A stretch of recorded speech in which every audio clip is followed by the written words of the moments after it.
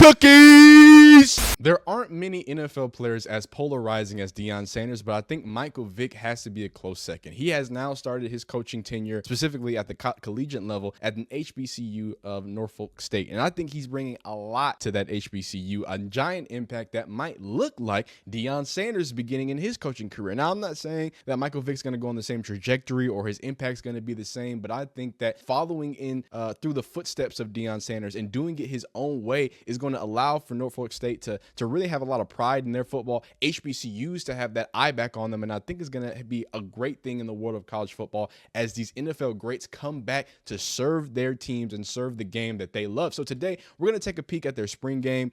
We also have some interviews from Mike Vick. We got Allen Iverson out there. Like, this is, when I say impact, I'm not just talking about good football player. I'm talking about what Deion Sanders did in Colorado, what he did at Jackson State, making Norfolk State a household name, making the media come there, having Allen Iverson and the people from the area really support and back these young gentlemen up. So let's check it out. I think we're just going to start right with the Norfolk State spring game, see what they got cooking up, and then from there we can check them out. So here they are popping at. They got the, you know what I'm saying? They got the music going. Look who it is. Who that is? Is that Coach Mike? You know what I'm saying? Strutting out there in the green. Now, Norfolk State, like I said, is an HBCU. They play in the MEAC. You know what I'm saying? So they're going to be competing for that MEAC championship. You know what I mean? That was one of the lessons that I wish historic, sorry. Let me show this out. Back then, because I was taking everything in stride. You know what I mean? Yeah, win, man, boy. Play every game like it's your last, man. Don't think tomorrow is promising. And I ain't wishing nothing bad on you. You know what I mean? Man, we love God. Like, we gonna be all right. But play every game like it's your last, man. Because one injury, one anything, this whole thing can be over. You know what I mean? I love y'all, man. And I see y'all all throughout the season, Jack. All throughout the season. But that's what I mean by, like, this is a real impact. This isn't just another ex-NFL player out there coaching. I think this is going to be similar to Deion. And obviously, as Deion, Coach Prime highlights, and as we know, I think Michael Vick was not Michael Vick. Deion Sanders was a direct influence on Michael Vick becoming a head coach. He came down to Colorado, showed him around. He's had a lot of talking. They have a nice relationship. So I don't say that in like, Deion Sanders broke the game. No. I'm saying that Deion Sanders probably made this decision even that much easier for him. I think it made it better, easier, and it allowed us to be where we are today, where we can see some spring football coached by Michael Vick. Let's check it out. Everybody's part of this. If you're holding a chain, if you're part of this, we're part of this. Everybody's part of this. It's positive energy everywhere we do. I don't care if you take 2 snaps or 30 snaps. You give everything you have, and no negative energy. Same page? Same page. Same page? Same page. Same page? Same page.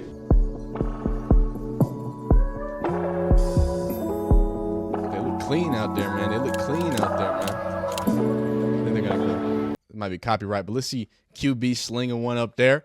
Hey, nice little jump ball. And if you're unfamiliar with HBCU football, it's typically similar at the skill positions, right? With some of the FBS talent, actually a lot of talent, right? A lot of legends come from the HBCU level. So specifically for the NFL, I should say.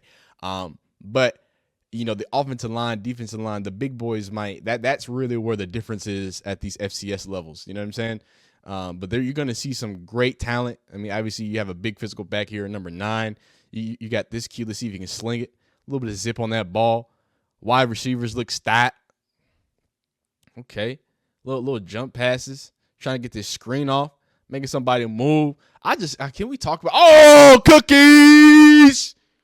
Yeah. But can we just talk about how great it is to see football? Let's see this ball up there. The back shoulder. He can't complete it.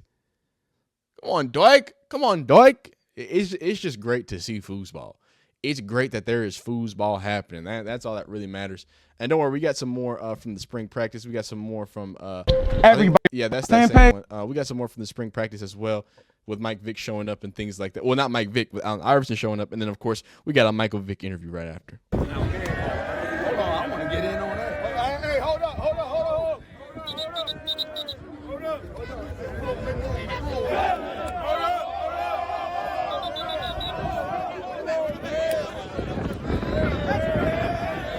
I'm trying to get in there, dog.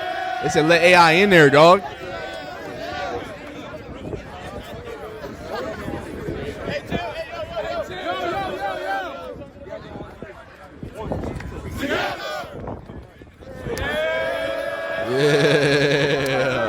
boy feeling it. That boy feeling it. But this, you know what I'm saying? Like, there's one thing to add a new coach. It's another thing.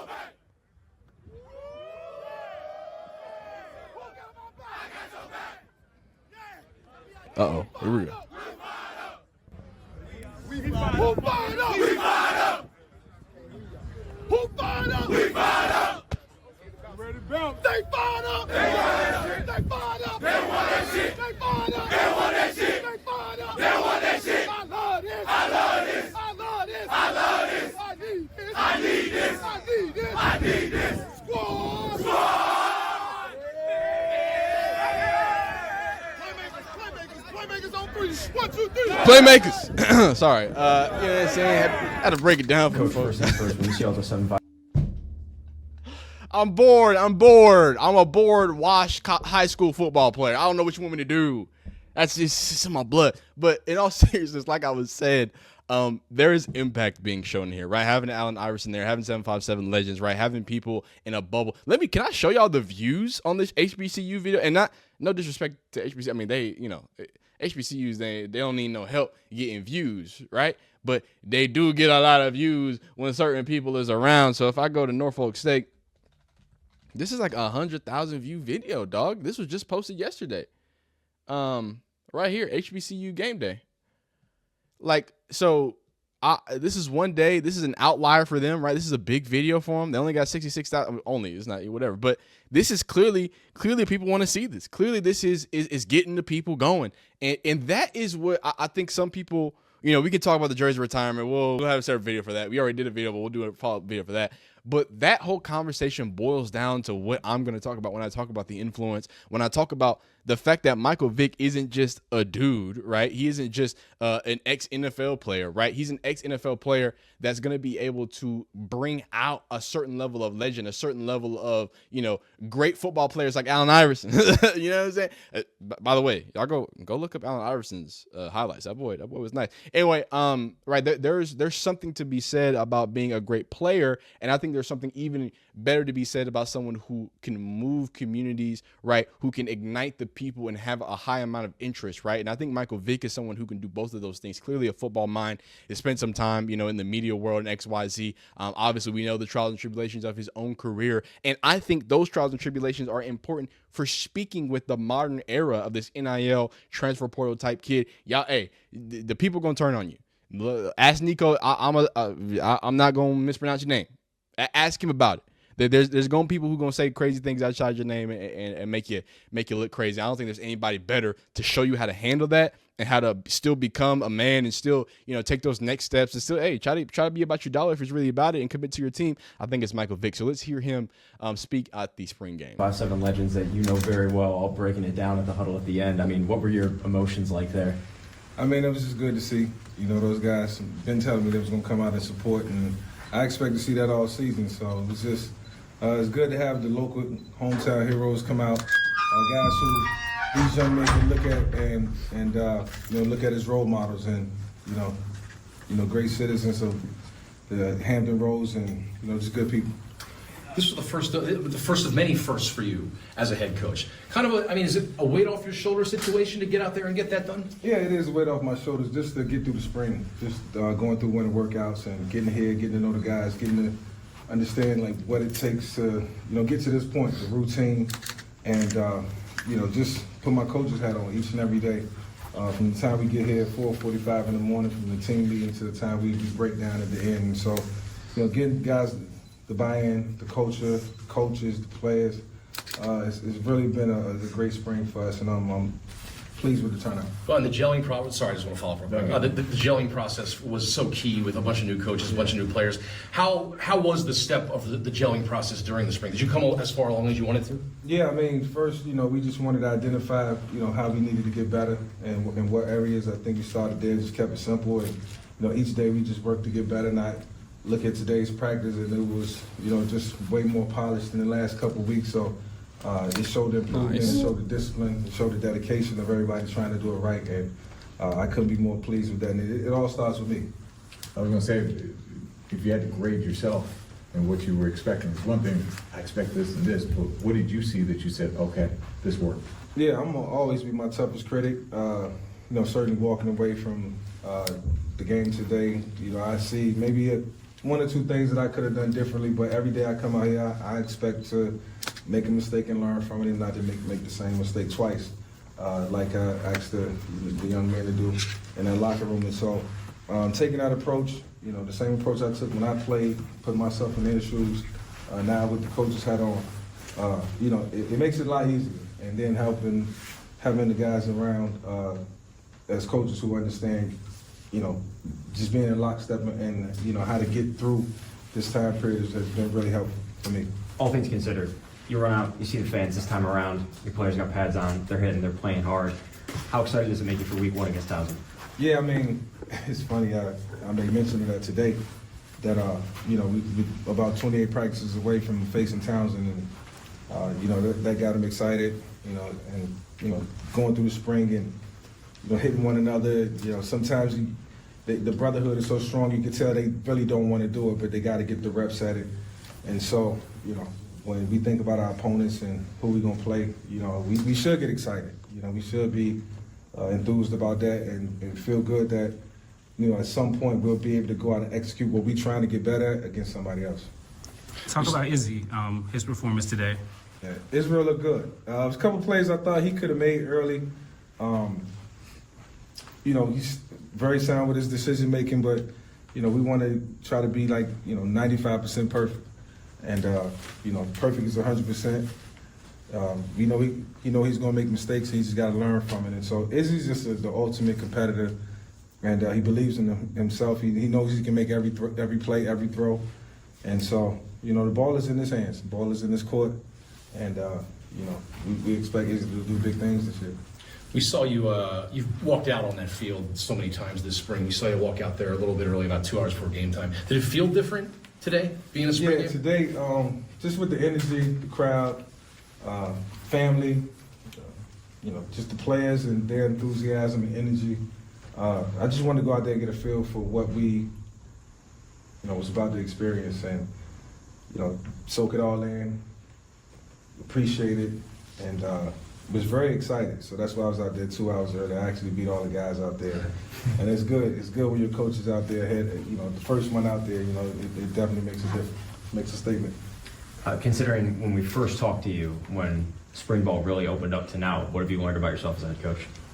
Yeah, I learned that I've been very sound in my decision making, understanding what it takes to, each and every day make this team better, keep them going, keep the energy going, keep building the culture. Keep getting to know everybody from a personal standpoint, and the tough decisions has got to be made. Being able to make them and make them with, with accuracy, and so, very pleased that I've been challenged up until this point, and is only going to get magnified. So, I'm ready for it. I'm excited about it. I won't say it's it's anxiety there, but I learned from lining up behind the center and playing quarterback that. Being anxious and anxiety is good. I love to hear that, right? I love to hear that, he's not just taking on this, but he's taking it on with what seems to be a lot of pride, right? Not only with him going out there, but also just hearing him and hearing the process, right? He's starting to sound like a head coach, right? I think you kind of had that transition with Deion too, where you kind of saw it was almost like and I talked about it was almost like a defensiveness from. It was like Deion was defending himself from the media because he was used to that. He's in the media, right? He was in the media. Michael Vick has been in the media, right? These people have to make this transition from player defending themselves from media, then to in the media, and now you're a coach defending a locker room of guys from the media. So I think that is one of those extra bits and pieces that kind of adds to the scenario, the situation of like the evolution of the player, the evolution of what he's building as a person. And let's not get it twisted. Norfolk State has had some NFL greats, not greats, but definitely some great NFL players, right? And this is why I say, like, the lineage of the NFL comes back to HBCUs. These are the NFL players players from Norfolk State. You have, a few Pro Bowl appearances. You got a few starting appearances too. Nothing that jumps off. Nothing that's super amazing, but still sending NFL players there nonetheless. And then they've been also doing a lot of work when it comes to spring practice in general. You know what I'm saying? They're getting cookies done. They got a quarterback battle on their hand too as he's rolling left. These cameras look good. I think, hey, Norfolk and they're doing something great. Talk about learning from Deion Sanders. I think they're doing something great, and it's this media team, right? Dog, this is again, an HBCU FCS. This is some high quality stuff. Like, I know it's just regular transitions and zooms but that just doing that and having that consistent, having these minute-long videos, 2-minute-long videos, like, this is a lot more than most schools are even available to give, right? And I don't understand if y'all know how much the popularity of Deion, Colorado, Jackson State, all that aided because of Bucky, because of Well Off Media, because Reach the People. Shout out to Reach the People. Shout out to a Pregame Network. If it wasn't for all these other people who consistently kind of speak about and are allowed media credentials into this, I mean, it just makes things that much easier. It makes you so much more accessible. It makes fans and grows new fans of it. So I'm excited. Again, Michael Vick, if I can just speak from my personal experience as a young kid. Yeah, y'all know why I like Deion Sanders, right? I grew up watching highlights of Deion Sanders. I watched even more Michael Vick highlights. I wanted to be the quarterback like that. Now, it didn't work out. I was a, undersized defensive lineman, but you know what I mean? I did what I needed to do. But nah, in all seriousness, the dream was to be Michael Vick, a right-handy Michael Vick running around. You know what I'm saying? Hey, don't ask me about no flag football. Two-hand touch.